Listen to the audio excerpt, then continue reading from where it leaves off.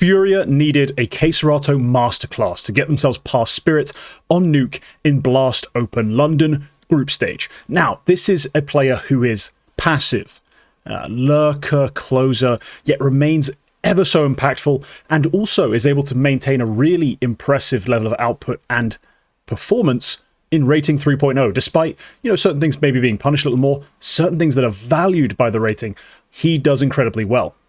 You notice his KPR across his career rarely ever extends above the sort of 0.7 to 0.74 mark. It's never absolutely insane. In the past, he was helped along by his DPR, by cast. In rating 2.0, those things were very powerful. In 3.0, your kills need to matter and your deaths need to be worth it. KSCERATO is a perfect example of that, and we're going to be diving into this demo against Team Spirit on Nuke to figure out exactly how he's min-maxing the few opportunities he actually gets to frag out and to really have his say on the game. Here we are in our demo. It's going to be a bit of a passive demo. We're going to skip a couple rounds where he literally does nothing start to finish. Our point is not to say that KSCERATO is the only player on this team who puts out valuable output. In fact, you could argue that with just him on the team, you're not that likely to win.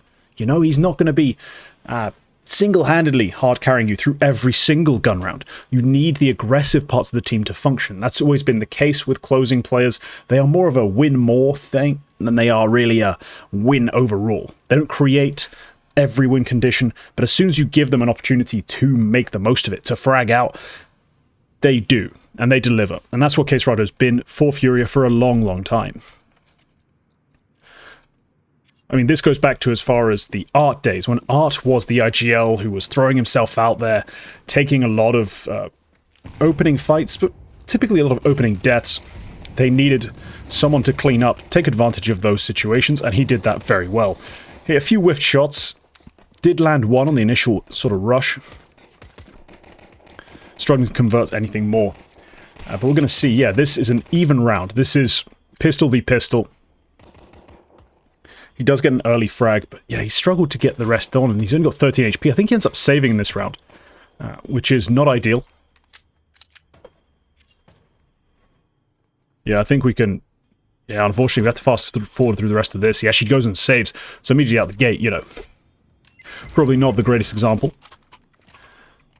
But this is a very close game. Furia, Spirit, Donk puts up a 1.84 rating as well, 133 ADR.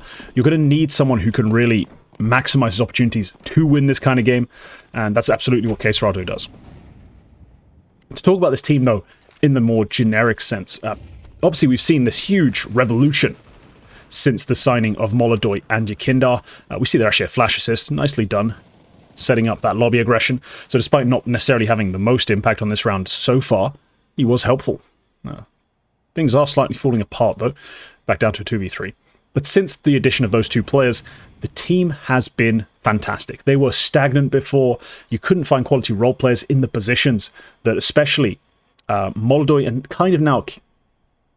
Not Molodoy, that Yakindar and kind of now Fallen occupy, where Fallen has sort of become the anchor, but he's calling from those positions, and it doesn't feel like such a problem to have a poor fragger in those spots. He could be a lot worse. I've seen worse players who aren't IGLs in these sorts of roles at big events. But he's not been fantastic. He's just been fine. It does help that he is the caller to add some value. It's unlocked, though, since they've made those changes. Having those role players in there, the hyper-aggressive Yakindar, who's successful in his aggressions, the very confident, very flashy but effective AWPer in Molodoy, that's unlocked the best, not just out of KSCERATO, but also out of Yuri. Yuri was one of the big question marks. Can he find his form? Can he return to prime Yuri? Because Yuri, during the early days of the Furia squad finding success, when they are under Art, they are making online runs, and generally looking very impressive, looking like the best team in Brazil at the time. Yuri was a big part of that. Now, he wasn't the primary aggressor, nor was he the primary closer. He kind of floated in between, sort of as a pack player, and just found moments to frag out. On this team, he sort of is a supportive piece. He's playing alongside KSCERATO in certain bomb sites, and he's just playing situational Counter-Strike, I think, very well. If he needs to entry, he entries. If he needs to close, he closes. Here, oof, they're about to give up a 1v2 to Chopper. Both on low HP, though, so very difficult. Not quite able to make the force by stick. But a decent attempt at it. All things considered, a decent attempt at the round by the Furia group.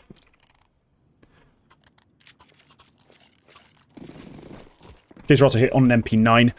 Now, obviously, as we've explained in prior videos, MP9 going to be very useful for getting your eco-adjusted stats in your favor, for getting that sort of little bonus in terms of the eco-balance.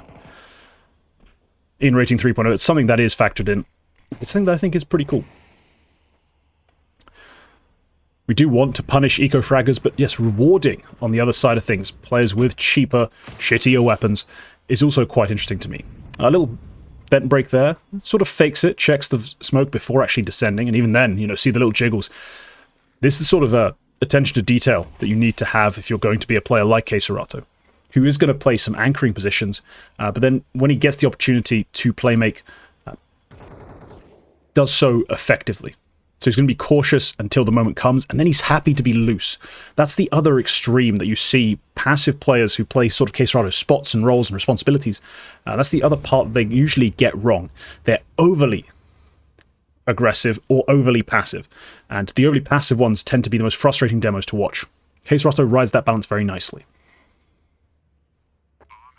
Obviously, he's playing against a counterpart here in Zontix, who has a tendency to be way too passive. Here, actually catching him out. There you go. A frag against his opposite number. Later in the half, it does actually go back into Zontix's favor. Zontix does get him back for some of these early kills. But KSCERATO, yeah, he's very well balanced and very happy to be free and loose and assertive when he has to. But yeah, Shiro last left alive. Oh, Shiro gets Yuri. Shiro gets Ikindar as well. KSCERATO needs to win this 1v1 and does. Oh, no, he doesn't. No time. Oh, that's brutal. Does get the kill. Does jiggle it out, does make sure that he can get the frag. It's just hard to convert. Yeah, no time, no kit. Again, a bit of a sketchy buy from Furia.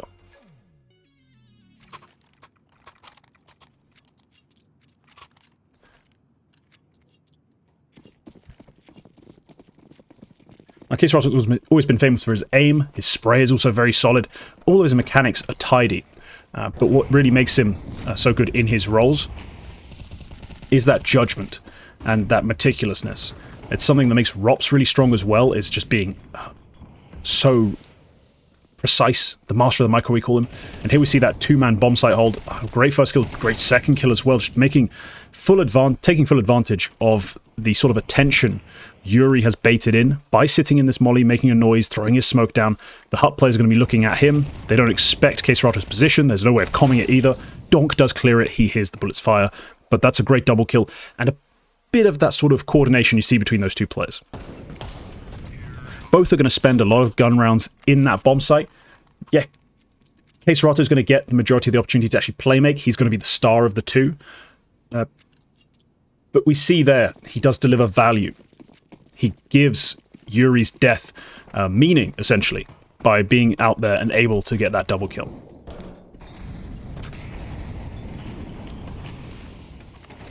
Okay, Deep and Nade Pop doesn't achieve a whole lot, unfortunately, thanks to the T-Lurk smoke.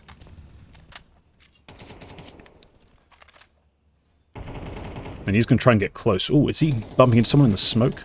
Not quite, okay.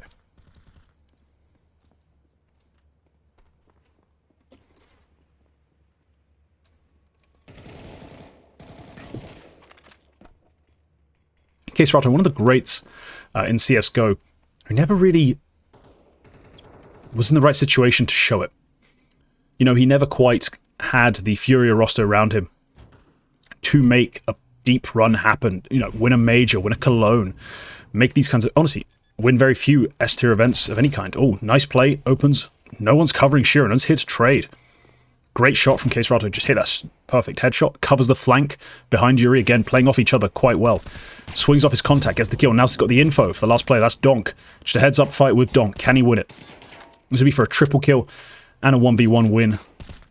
Again, jiggling to bait out the shots, and boom, does land it. Great triple kill. That's going to be huge for his impact. Huge for his rating as well. As I said, he's not going to get that many opportunities. In fact, we're about to enter a round where he does sweet nothing. But that triple kill, huge amounts of round swing implied by it. It's going to be so impactful just for winning this kind of game. You love to see it. That's pure closer stuff right there. Yeah, the entire round plays out. Donk ends up saving an AWP. KSCERATO never sees an opponent.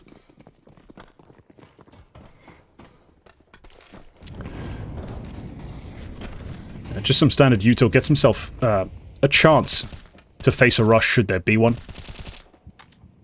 With that flashbang. Also gives him a bit of space to be spamming here. That's the AWP. Nade's not going to find it, but interesting. Just to get that shot rung in.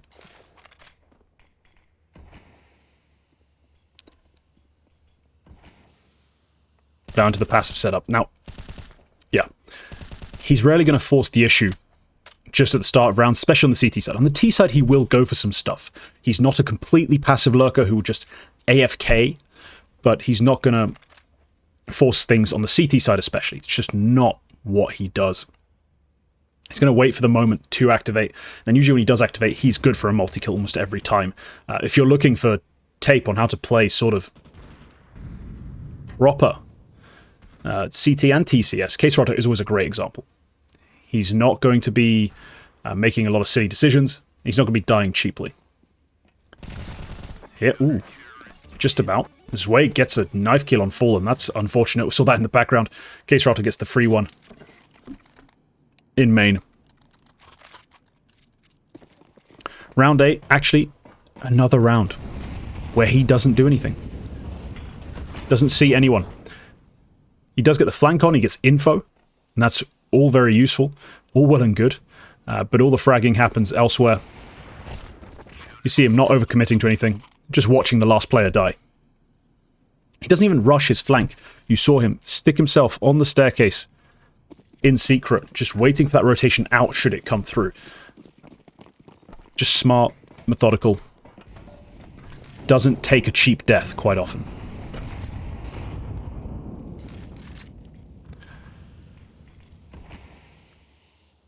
It's something I feel like that sometimes separates, you know, the very best closers with guys who are just in closing roles. Guys who are, like KSCERATO, a star who is passive, who is anchoring a lot of the time, from a guy who just has to do it. You know, KSCERATO will be clinical in his approaches, because he's not just doing it because he has to. He's doing it because that's what he's good at. Moldo with the opening pick. Donk shoots Fall in the back. And here we see, okay, we've got a player covering, so we don't need to throw it yet. We can wait. We can wait. And then we throw it up as the info is that there is a heaven play up. We weren't sure that there would be a heaven play, so he held the smoke just for an extra second. Didn't chuck it too quickly. But yeah, re-smoking single door just allows him a little more comfort, a little more space to cover that heaven push. And now in a 3-on-2, should be rather comfortable. Zontix and Chopper going to go the long way down to B.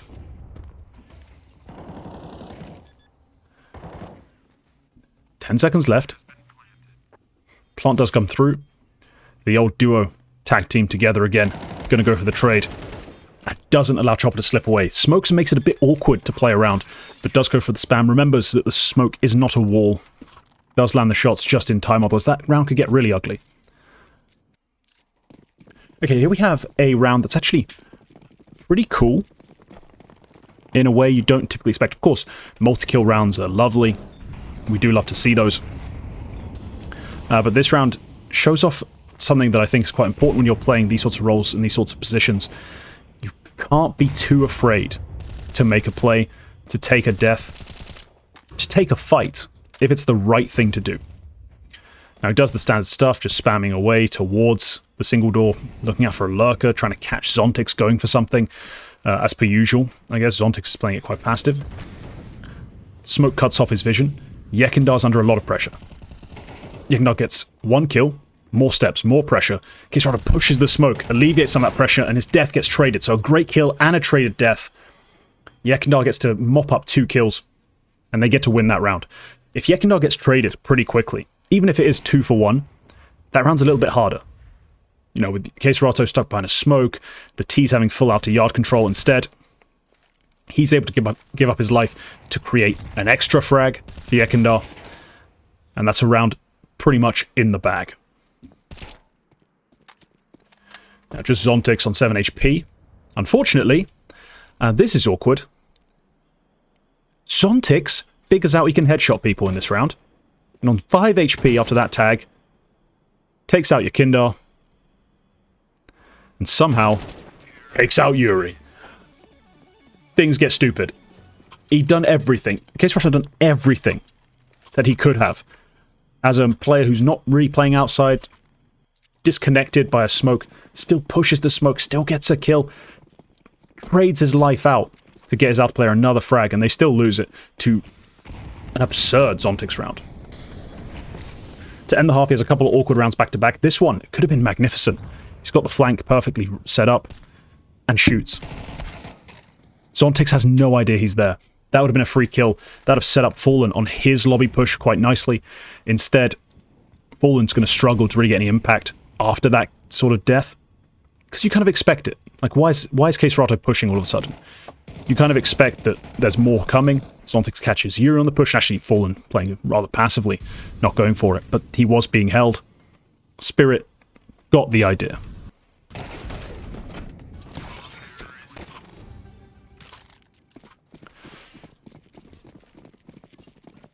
Finally, with a 5-7, only some body armor. He goes for this push. Bit loud. And then also goes straight through into Zontix. So as I said, Zontix gets his own back towards the end of the half. But overall, when KSCERATO had opportunities to make plays, he did. That's why he ends up 12-5. That's why he ends up with a massively positive round swing. He was able to make plays where plays were makeable, basically. Really well played. On to the second half. Some utility. Looks like it's going to be an A play.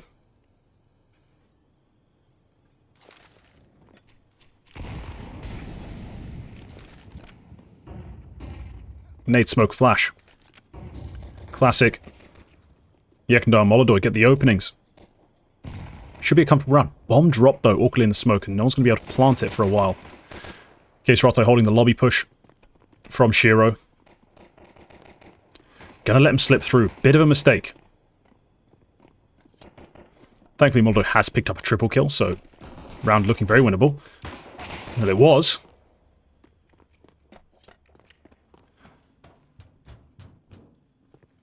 Shiro with the dualies. 2 kills. The 1-on-3 is on. KSCERATO's going to plant really early, right next to the door. Here's Shiro's push. And can't land it. Shiro does successfully win the 1v3. So yeah, missed shots there. Finally a round where we can truly say, he could have done better. He could have done better.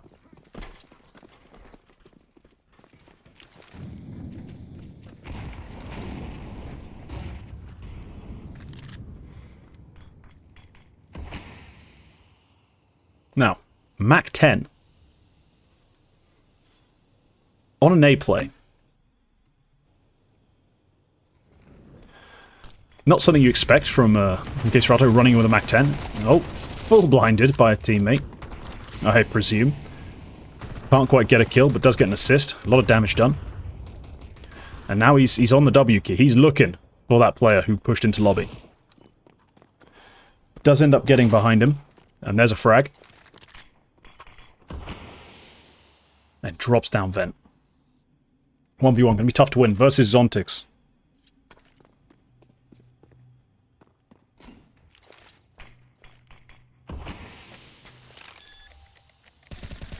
Zontix spamming the smoke.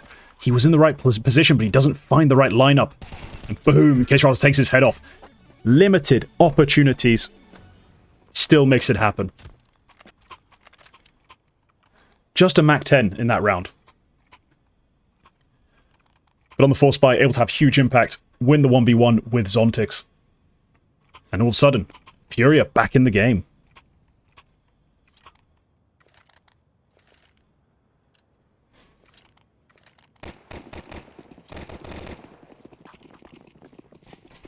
Keeping the M4A1.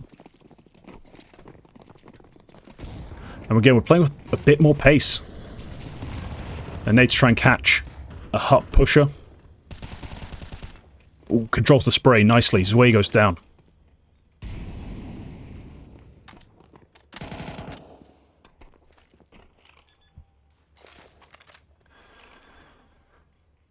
Smoke up for heaven. Bit deep, but still catches the kill. Traded. Lovely Molotov there from Yuri, so the comms not quite flowing as freely as they should. Yuri missing that smoke being dropped into heaven. But a nice double kill from KSCERATO on the way in. Again, showing off a little bit more of his aggressive side. And back into another gun round for him, but an eco, basically, for the side of Spirit. And it's going to be interesting to follow when he uses his util, because a part of the responsibility of this kind of player, the player who's very passive, the player who might be very disconnected from the rest of the team, is also to create doubt and to create certain impressions in the mind of the defense. And properly timed utility is a big part of that. This round, you know, he throws out his standard util, just pops the door open, throws the smoke down. These are the pieces of util that create the sort of default look and remind the CT side rather, that there's always something they need to be afraid of. And that's going to be the lobby lurker making a play through this door. Now it doesn't come, and later we do finish with a proper exec Zway with that kill on Molodoy. Now KSCERATO, the only player who's really made it out. Slowly Yuri follows, but look at that kill on Shiro dropping into the site. There's already two players here. Donk set up nicely for his FAMAS to actually frag out. Does finally go down. But KSCERATO, yeah, one nice kill, and then finds all the info on the rest of the players so that the push can actually come in successfully.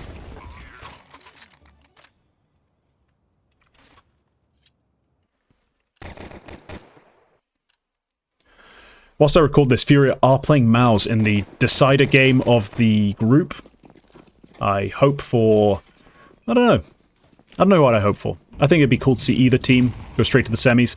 I still protest this format of having teams go direct to the semis and have a 6-team playoff. Just not a big fan of it. I understand that some people don't like having a 8-team playoff with just a straight seeding, but I think there could be some more interesting ways of doing the 8-team playoff format. I do think if you want to be rewarding the top seeds, you could give them choices of who they face in the first round of the playoffs. Of course, they'd have to choose someone from the opposite group, I guess, to make it make sense. Otherwise, you know, there'd kind of be a slight bias for whoever gets to pick first, in case there is just this massive underdog that's appeared in the playoffs from one of the groups. You'd just be taking a free win if you could pick someone from your group who happened to be trash. So there would have to be some kind of regulation in there. But I do like the idea. If you're the top seed from the group, you get to pick someone from the other group to face in your quarterfinal matchup. Then probably also give you the choice and the veto of where you go. This is something that he does a couple times on the T side. He will just lurk on top of main, trying to catch a rotation, trying to catch a timing on the A players. Lovely adjustment. Rips Sway's head off. So as you see, as much as he is slow, methodical, and very controlled, he is also able to make those sort of shots land, and that's what makes him such an impactful player. Here, looking for a bit more of an aggressive fight, having a bit of a blame-eth moment against the pistols. Land some damage, but nothing else. Dying there would be silly. It'd be frustrating. It'd be a big problem and a big boost for that CT side, but does get out with his life. And an assist now when Molodoy takes out Donk. In this matchup, KSCERATO is 5-4 against Donk. Just on this map specifically, over the course of the series, with Mirage factored in as well, Donk actually comes out on top like 11-8. It is Donk after all. You'll take anything you can get when it comes to matching up with him. He is a ferocious fragger with pretty much no compare, current or historic. So, yeah. Even if you're only best in for one map, you're very happy with it. So here, basically AFK on top of the T roof, just looking for pushes. An active CT side will try to come out and clear lobby. And then once they clear lobby, they will try to push out into outer, and that's the sort of thing he has to anticipate and prevent by sitting up here. It's not a glamorous role. It's not a fun role for us to watch, but it is something that needs to be done. I was just checking how much longer he does this for before he gets back into the action. So I was considering a bit of a cheeky fast forward just to get us there a bit quicker.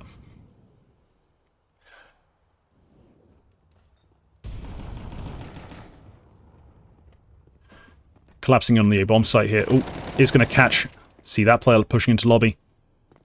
Shiro and Chopper are still very present on this A site. I believe they are just, yeah, they're next to the vent and in the vent.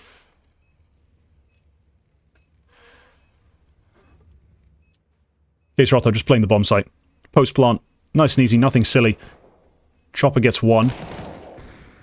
Nice kill onto Zontix. We can't let this get out of control. Shiro's already saving though, despite everything else. And, oh yeah, so just for reference as to why he died there. Fallen killed him. In case you missed that on the live game, yeah. Don't know why he clicked, but he did. It's happened to the best of us, myself included. Just sometimes you just get the itch, you know? A lot of util dispensed here. Okay, I feel like I need to address that. I talked about it earlier. So, he throws his nade, he throws his smoke. On top of that, there's a nade and a molly for door, and then a flashbang. Anyone who's playing close enough to this smoke, to have heard all of that, or playing in main, to have felt all of that, probably has to be more cautious than normal. That a player's been made towards that vent. In case KSCERATO is looking for someone to come check this area, that's why he's up close to it. But yeah, the real brunt of the assault was towards ramp. It's not the craziest fake in terms of holding people from ramp, but it is just a little something that means they have to come here, they have to clear it. They invest a lot of time and utility, actually. Oh, not utility so much, but a lot of time and manpower clearing this out. Allows the bomb to go down.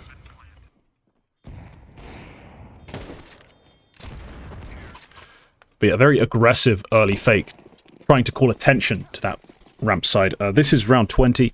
Yes, this is a utility fest where nothing happens.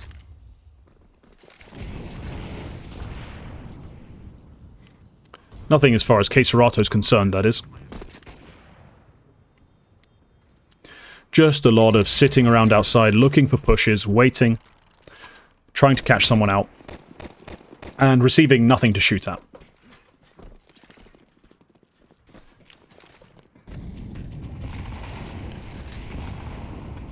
A nade and a molly for door again.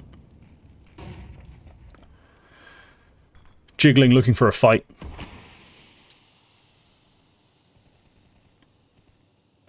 And we're going to go for this A-pop through the smokes. It's a strat they call a few times, but yeah, this version of it, not very effective. It was essentially a one-man lurk almost, in the way it was set up, in terms of just getting KSCERATO out through that door. They end up using it as a fake, but it's not very successful. They lost 2 players in the process of just throwing a fake, essentially. And they don't quite find a way to claw the round back.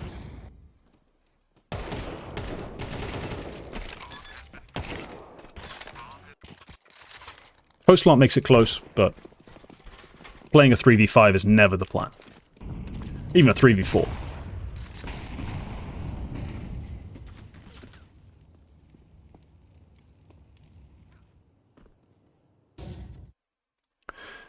For Spirit, this whole event is just rather strange. We are essentially, as external observers, in a Tanir waiting room, trying to figure out when he's going to come in and what that's going to look like.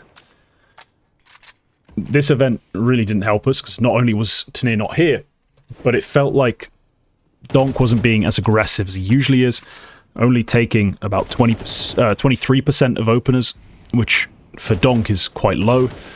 Zwei got challenged a lot on the CT side, held up fairly nicely. Oh, there's a spam kill through the smoke. Chopper gets plucked at main.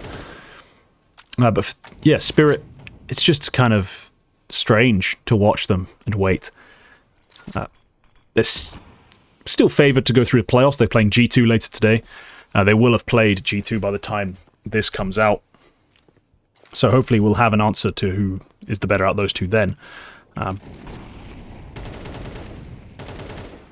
But right now, Spirit just in a bit of a weird place. Unable to beat Furia, who are currently stomping Mouse. So maybe Furia are just that good right now. I guess when KSCERATO's playing his best, your Kindar's playing his best, and Molodor is winning ridiculous 1v3s, you are going to look very strong. But yeah, this round, back to the main game, ends on another A hit. Unfortunately, Donk is in position to answer. That's the real issue there. The exec doesn't go terribly, it's just Donk does better.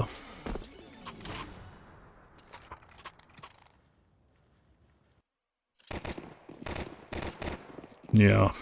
Just the closing moments now of the game. Things are getting very close. 12 to 10. There's the nade, there's the molly. Just create that same sort of conditioning. There's the flashbang. Oh, I could be pushing this. I could be going for a lurk. I could be out at the vent. Molly kind of kills that illusion, but nonetheless, has to be respected, has to be factored into what the defense does. Oh, 5 to 1. Mirage about to be 6 to 1 for Furia. KSCERATO 10-1-1. Damn. More impact. 5v4 this round, primed for the taking. Sway catching Yuri on the outer lurk, on the initial fight rather, and then another kill. Damn. Sway having a great bomb site hold. Now Sheer and Zontix versus Fallen KSCERATO. KSCERATO gets a little sloppy. Taken down. One trade on the bomb site, not enough. It comes down to round 24. This is it. Win or go to OT.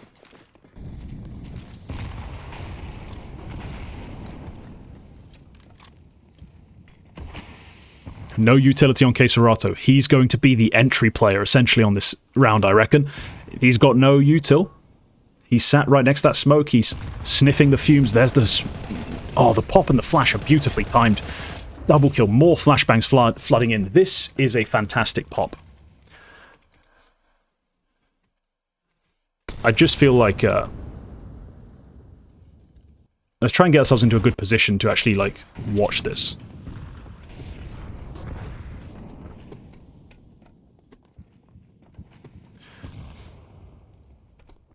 Because they go through the smoke that blocks single door. I'm not sure if this is going to be the best angle for it, but we'll give it a shot.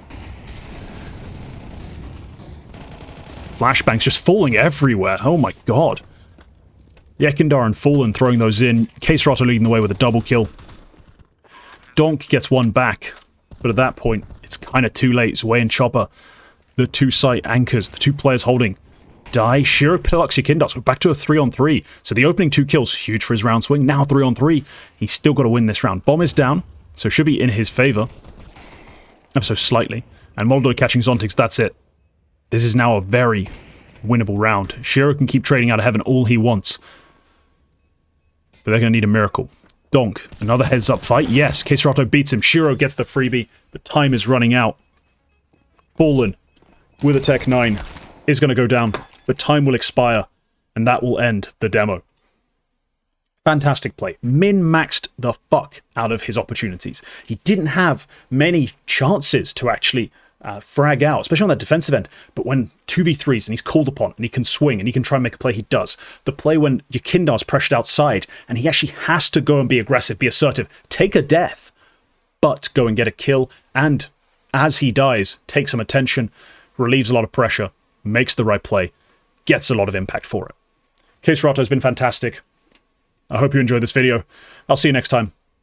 Goodbye.